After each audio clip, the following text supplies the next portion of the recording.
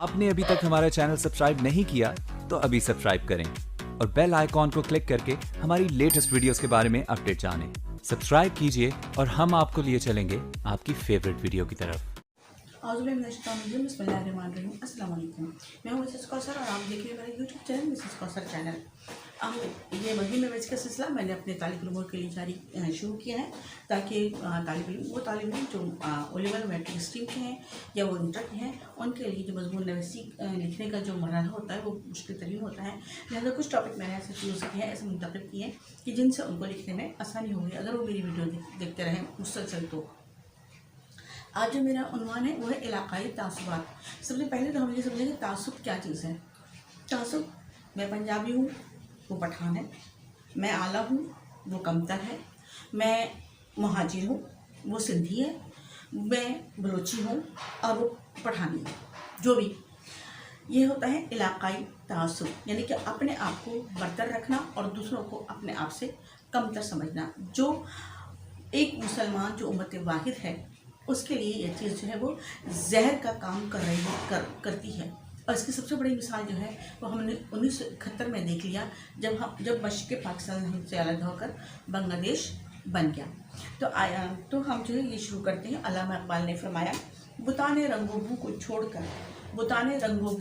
کر ملت میں گم ہو جا، نہ ایرانی رہے باقی نہ تورانی نہ افغانی۔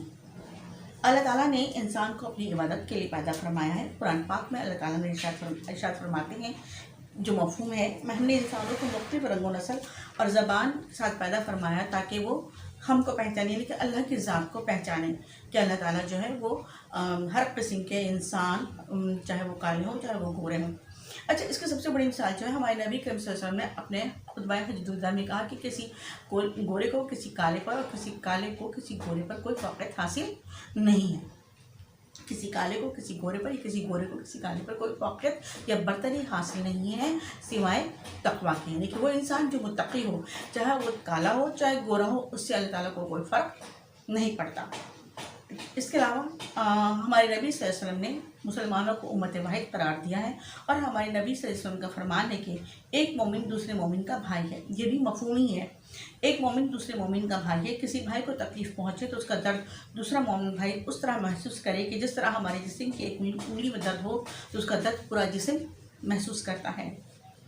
جب تک مسلمانوں میں اتحاد و اتفاق رہا اس وقت تک مسلمانوں نے تقریباً پوری دنیا پر حکومت کی، کیونکہ علاقائی تعصبات ملکی سالمیت کے لیے زہر قاتل ہیں۔ ہندوستان کے مسلمانوں نے پاکستان کے حصول کے لیے جو کوششیں کی اس کی وجہ یہ تھی کہ ہندوستان میں رنگ و نسل اور ذات پات پر بہت یقین کیا جاتا تھا اور ہندو خود بہت سارے فرقوں میں تقسیم تھے، کوئی برہمن تھا تو کوئی شودر۔ مگر حصول پاکستان کے بعد ہم بھی بنگالی، پٹھان، پنجابی، سندھی، مہاجر اور بلوچی ہو گئے، جس کا خمیازہ ہمیں 1971 میں مشرق پاکستان کی علیحدگی کی صورت میں ملا۔ یہ علاقائی تعصبات کی وبا ہمارے اور اسلام کے دشمنوں کی سازش ہے۔ علاقائی زبانیں، ذات پات، رنگ و نسل کا فرق اور سوچ ہمیں پارا کر دے گی، جبکہ ہمارے نبی صلی اللہ علیہ وسلم نے فرمایا کہ ایک مومن بھائی اپنے بھائی کے لیے وہی چیز پسند کرے جو اپنے لیے پسند کرتا ہے، یعنی کہ اگر ہم اپنے لیے آزادی پسند کرتے ہیں تو ہمیں دوسروں کے لیے بھی آزادی کو پسند کرنا ہے، یا اگر ہم چاہتے ہیں کہ کوئی ہمیں پریشان نہ کرے تو ہمیں بھی دوسرے بھائی کو جو ہے پریشان نہیں کرنا ہے۔ اسلام کے اخوت و مساوات کے نظریے پر عمل کرنے کی ضرورت ہے تاکہ باقی بچا ہوا پاکستان ایک ملکی وحدت کی طرح تا قیامت باقی رہے، آمین۔